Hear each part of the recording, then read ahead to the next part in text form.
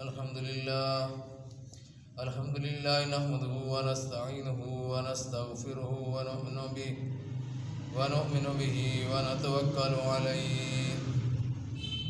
ونعوذ بالله من شرور أنفسنا ومن سيئات أعمالنا من يهده الله فلا مضل له ومن يضلل فلا هادي له ونشهد أن لا إله إلا الله وحده لا شريك له ونشهد أن سيدنا ومولانا محمدا عبده ورسوله صلى الله عليه وعلى آله وأصحابه وسلم تسليما كثيرا أما بعد فأعوذ بالله من الشيطان الرجيم بسم الله الرحمن الرحيم والذين لا يدعون مع الله إلها آخر ولا يقتلون النفس التي حرم الله إلا بالحق ولا يزنون ومن يفعل ذلك يلقى أثاما يضاعف له العذاب يوم القيامة ويخلد فيه مهانا.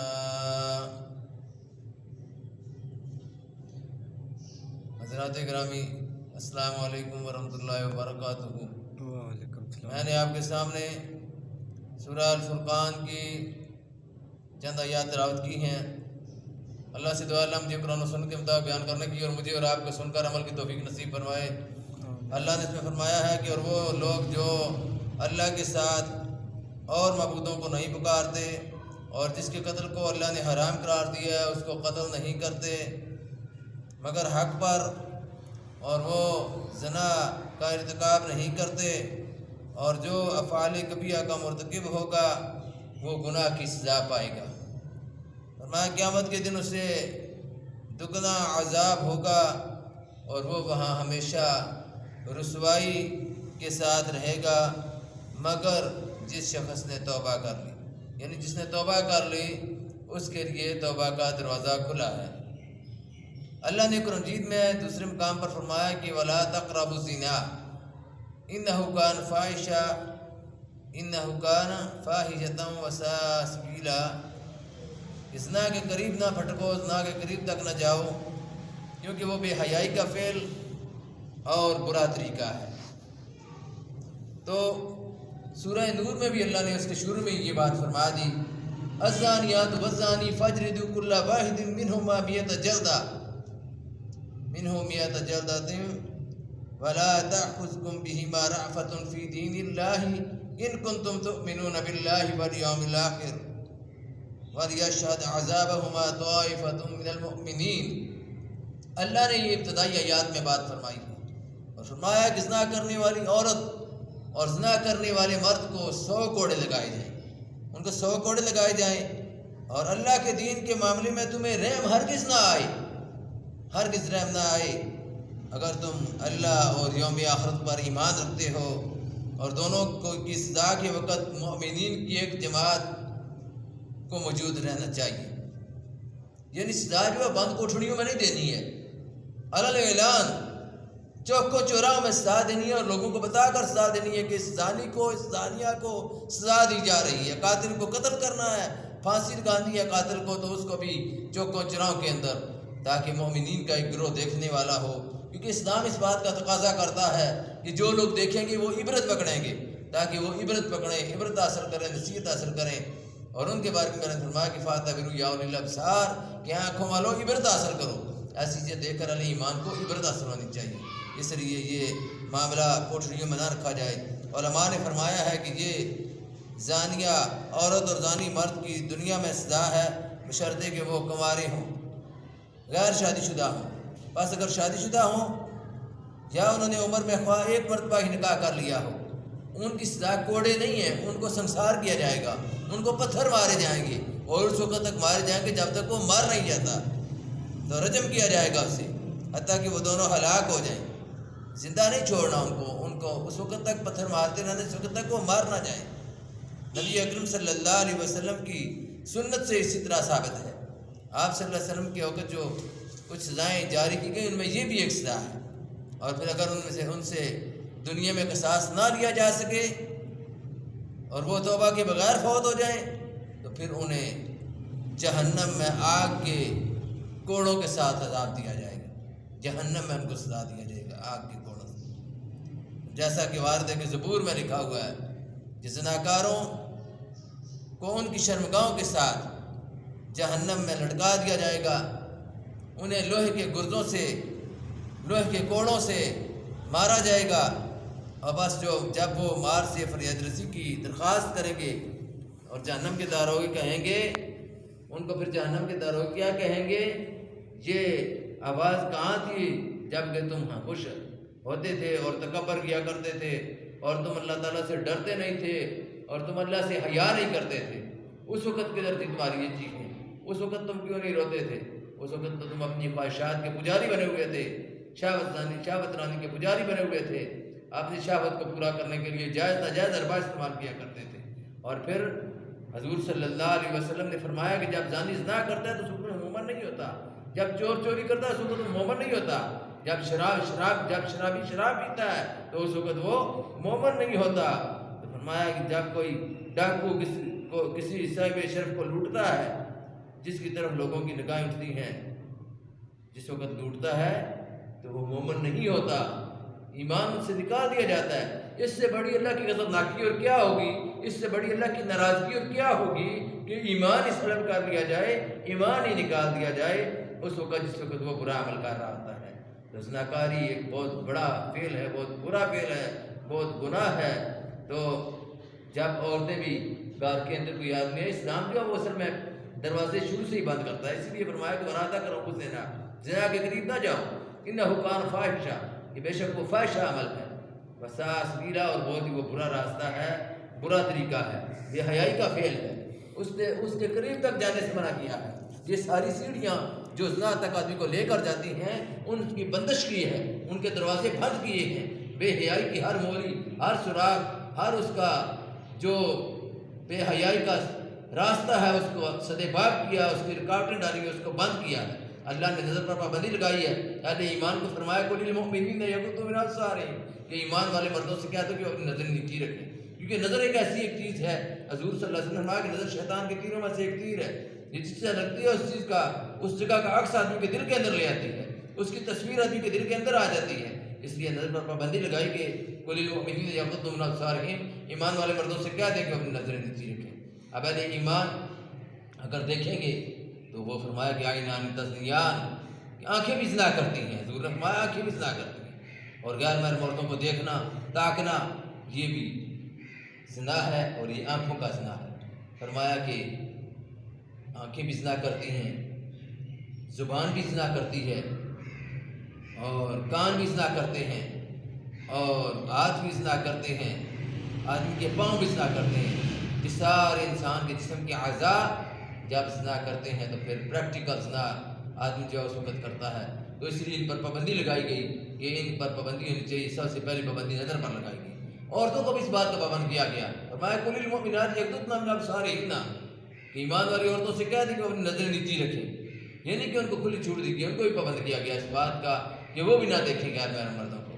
اور پھر یہ اتنا بڑا گناہ ہے، عربی محاورات میں سے ہے کہ الزنا یخرج البنا، الزنا یخرج البنا، کہ زنا جو ہے یہ بنیاد کو اکھاڑ دیتا ہے، زنا خاندانوں کو تباہ کر دیتا ہے، زنا نسلوں کو برباد کر دیتا ہے، زنا معاشرے کو تہس نہس کر دیتا ہے، زنا کے جس جگہ زنا عام ہوتا ہے اس جگہ لوگوں کا خاندانی نظام ہی برباد ہو جاتا ہے، لوگوں کو پتہ ہی نہیں ہوتا کہ اس کا باپ کون ہے، یہ کس کا بیٹا ہے۔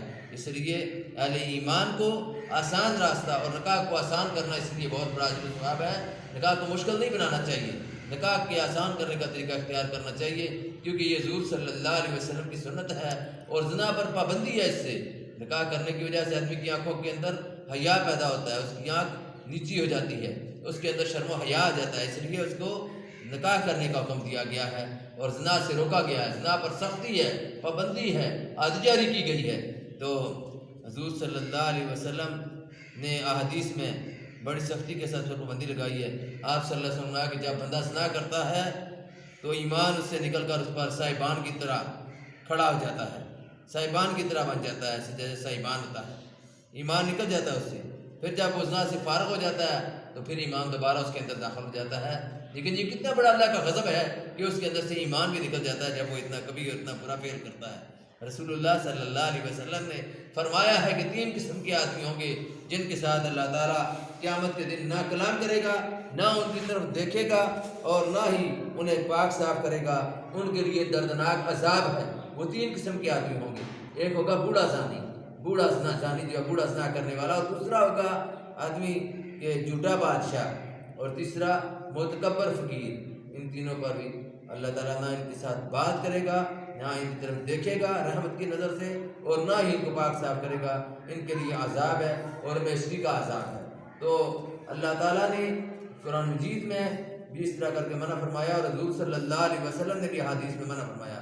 حضور صلی اللہ علیہ وسلم کی ایک بات کو، ایک حدیث کو حضرت عبداللہ بن مسعود رضی اللہ عنہ بیان کرتے ہیں، اور بات کرتے ہیں کہ حضور صلی اللہ علیہ وسلم سے میں نے عرض کیا کہ اللہ کے رسول صلی اللہ علیہ وسلم، اللہ کے سب سے بڑا گناہ کیا ہے؟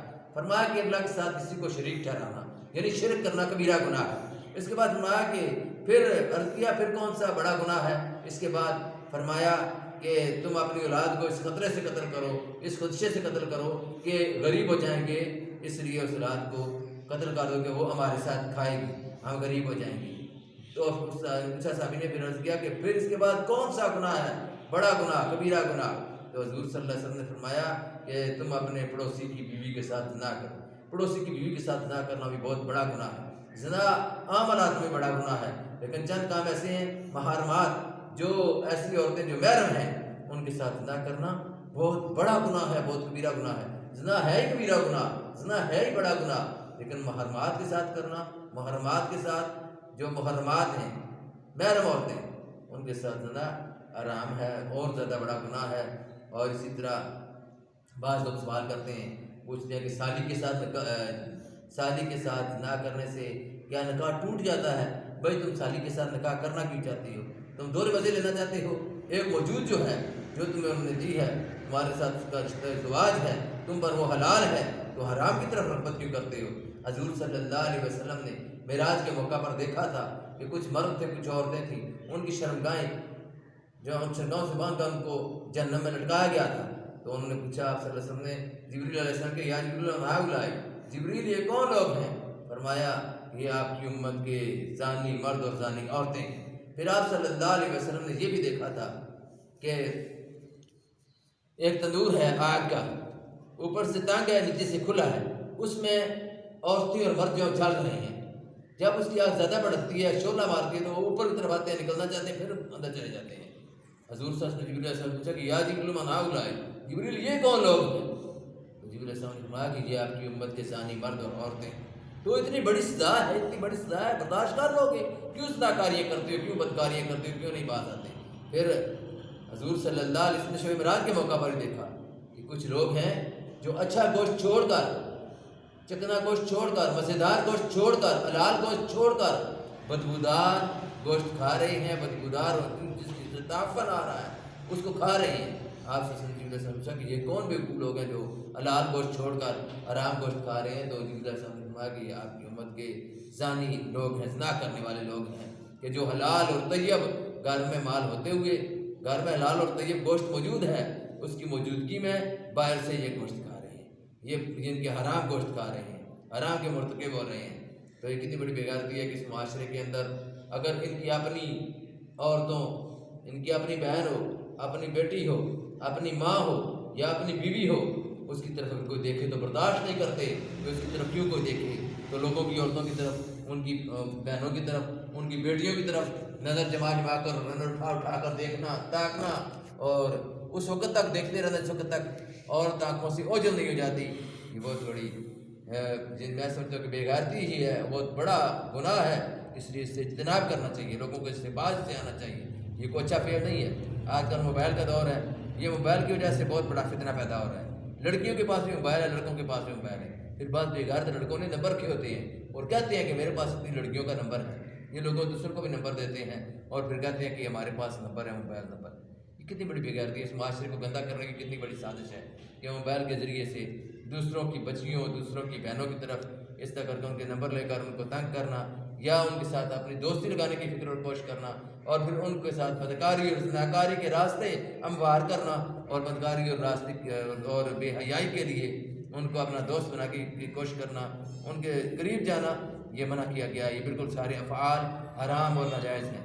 جب کوئی مرد کسی کے گھر آئے اپنی عورتوں کو بتا دو، یہ بات سمجھا دینی چاہیے کہ بھائی جب کوئی مرد آئے، غیر محرم مرد آتے ہیں یا برادری کے مرد آتے ہیں جو محرم رشتہ دار نہیں ہیں، تو جب وہ آئیں تاکہ دروازہ کھٹکھٹائیں تو عورتوں کو اندر سے عام حالات میں بھی سختی کے ساتھ آواز نکالنی چاہیے۔ یہ نہیں کہنا چاہیے کہ بھائی کون ہے، ان کو اس کو کہنا چاہیے کہ بھائی کون آیا ہے، خیر ہے نا، اس کو صحیح کر کے بولنا چاہیے، صحیح بولنا چاہیے تاکہ جو آدمی باہر ہے وہ کوئی غلط توقعات نہ وابستہ کر لے، اس کی حلاوت والی زبان، مٹھاس اور گلاوٹ والی زبان سے وہ کوئی غلط توقعات نہ اس کے ساتھ وابستہ کر لے۔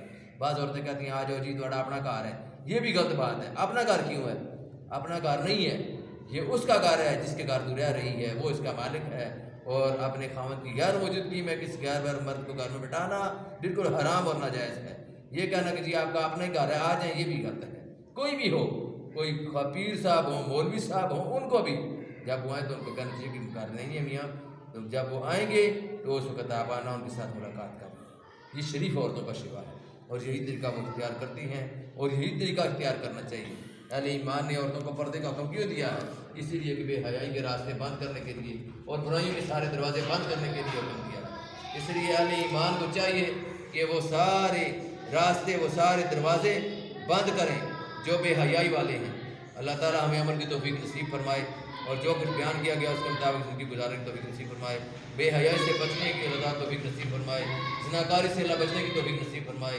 برائیوں سے اللہ تعالیٰ اس گندے معاشرے کو جو برائیوں سے اٹا پٹا ہے محفوظ فرمائے۔ اور پھر اللہ تعالیٰ اتنا ہم سے ناراض ہے، اتنا ہم سے ناراض ہے، یہ تو اللہ کا شکر ہے کہ ہم پر اللہ کا عذاب نہیں آ رہا، ورنہ ہم پر اللہ تعالیٰ اگر چاہتا تو آسمان سے پتھر بارش نازل کر دیتا، اگر چاہتا ہم پر آگ نازل کرتا آسمان سے، آگ اتارتا ہم پر آسمان سے، کہ ہم اس کے ہی مستحق ہیں۔ ہمارے لوگ سمجھتے ہیں کہ شاید یہی ایک اللہ کے عذاب کی شکل ہے کہ آسمان سے ہی پتھر برسیں یا آسمان سے آگ گرے، یہ عذاب کی ایک شکل ہے۔ بھئی اللہ کے عذاب کی بے شمار شکلیں ہیں اس وقت جو نمودار ہو رہی ہیں، بے روزگاری ہے، مہنگائی ہے، یہ بھی تو اللہ کے عذاب کی ایک شکل ہے، بے سکونی ہے، بے اطمینانی ہے، ہر گھر میں افراتفری ہے۔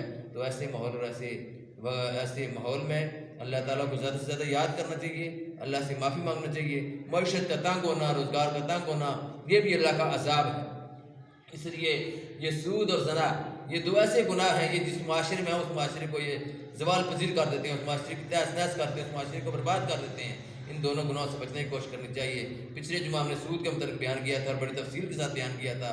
اس جمعہ زناکاری کے متعلق بیان کیا کہ زنا کا کتنا برا انجام ہے، زنا کرنے والوں کے لیے آخرت میں کتنی بڑی سزائیں ہیں۔ وہ معاشرہ اس میں لوگ بے حیائی پھیلائیں، اللہ نے فرمایا کہ ان الذین یحبون ان تشیع الفاحشۃ، کہ وہ لوگ جو چاہتے ہیں کہ اہل ایمان میں بے حیائی پھیلے، ان الذین یحبون ان تشیع الفاحشۃ فی الذین آمنوا لہم عذاب علیم فی الدنیا والآخرہ، ان کے لیے دنیا اور آخرت میں عذاب ہے جو چاہتے ہیں کہ بے حیائی پھیلے اہل ایمان میں۔ کیونکہ بعض لوگ چاہتے ہیں بے حیائی پھیلے گانے بجانے کے ذریعے اور اسی طرح کر کے واہیات اور خرافات باتوں کے ذریعے۔ اللہ سے دعا کہ اللہ ہمیں نیکی کے راستے پر گامزن فرمائے، برائیوں سے بچنے کی توفیق نصیب فرمائے۔ وآخر دعوانا ان الحمد للہ رب العالمین۔